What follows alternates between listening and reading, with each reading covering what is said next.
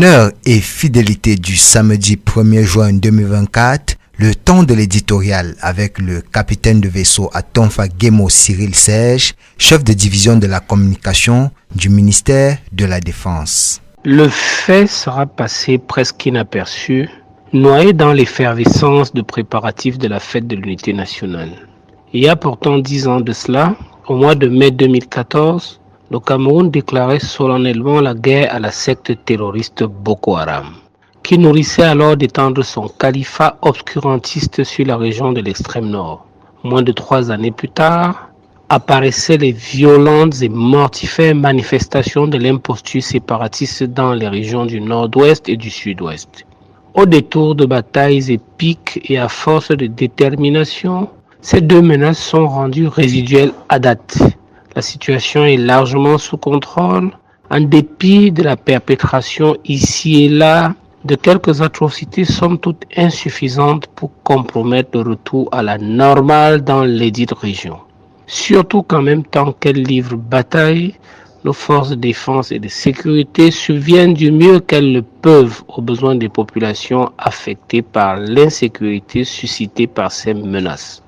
De Bakassi à Makari, de Batibo à Garigombo, les actions civilo-militaires se déclinent ainsi par centaines chaque année. Les distributions de denrées alimentaires sont organisées, les campagnes de vaccination gratuites sont menées jusque dans les localités les plus reculées et même les militaires assurent l'effectivité du système éducatif dans les écoles situées en zone d'insécurité. Donner sa vie pour ses compatriotes, nourrir et soigner les populations, éduquer la jeunesse, construire des infrastructures publiques n'est-il pas une manière de préserver et promouvoir les droits de l'homme? Les militaires, les gendarmes, les policiers camerounais s'y attellent au quotidien avec une efficacité qui force l'admiration, l'estime, l'amour et le soutien de nos populations.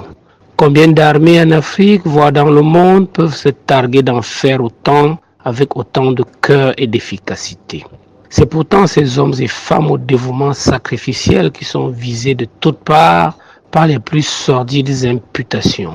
Les attaques venues de l'extérieur seraient d'un moindre mal si elles ne se trouvaient tantôt relayées, tantôt amplifiées par des compatriotes disposés à emboucher les trompettes de la délation, du dénigrement et de l'imprécation à l'encontre de leur propre pays. Quel déshonneur! La question qui se pose donc avec une lancinante acuité est de savoir sur l'autel de quel intérêt les Camerounais sont-ils prêts à sacrifier leur pays, leur patrie. En plein 21e siècle porteur de perspectives d'affirmation propices à un développement tout azimut, comment en vient-on à l'idée d'implorer le retour de dominations étrangères? Est-ce de l'amnésie, de la boulimie ou l'incapacité à s'assumer? L'amnésie peut être résorbée par une lecture régulière des manuels traitant de la colonisation, ses conséquences et ses prolongements. La boulimie ne trouvera remède que dans la capacité de décider soi-même du devenir de ses propres richesses.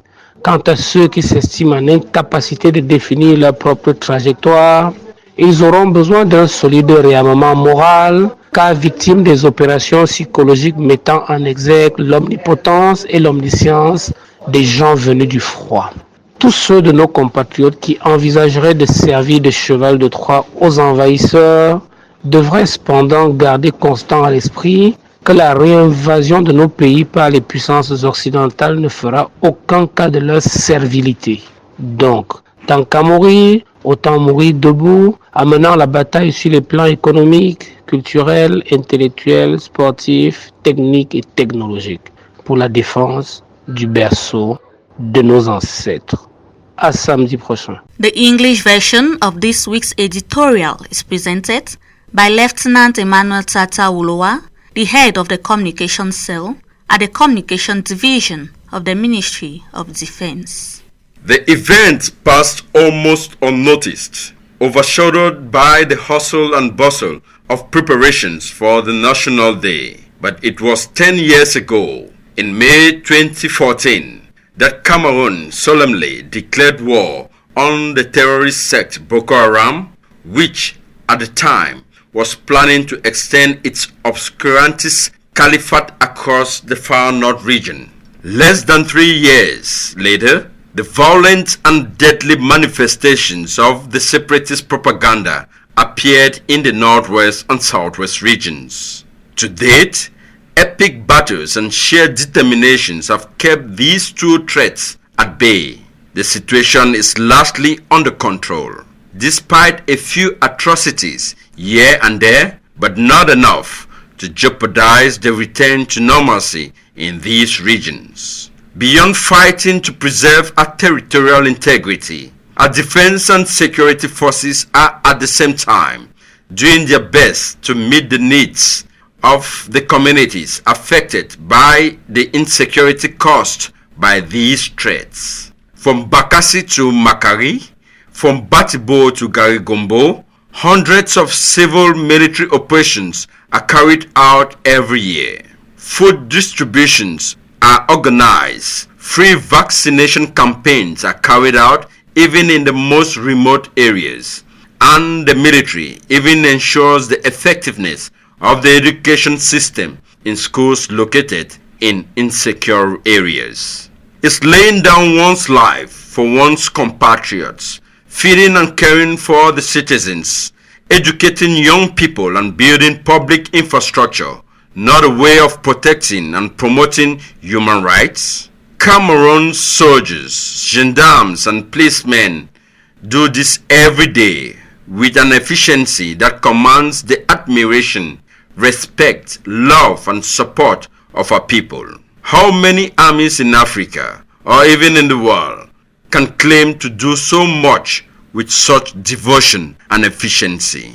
Yet, these men and women of sacrificial devotion are targeted from all sides with veiled accusations. Attacks from outside would be a lesser evil if they were not sometimes echoed and sometimes amplified by compatriots ready to blow the trumpets of denunciation, slander, and vilification against their own country. What a shame. The nagging question is, in whose interests are Cameroonians prepared to sacrifice their country, their homeland, in the 21st century, which holds out the prospects of affirmation and conducive to all-round development? How can we come to beg for the return of foreign domination? It is amnesia, bulimia, or inability to be at ease with ourselves. Amnesia can be overcome by regular reading of textbooks on colonization, its consequences and after effects. Bulimia can only be remedied by the ability to decide for oneself what to do with one's worth.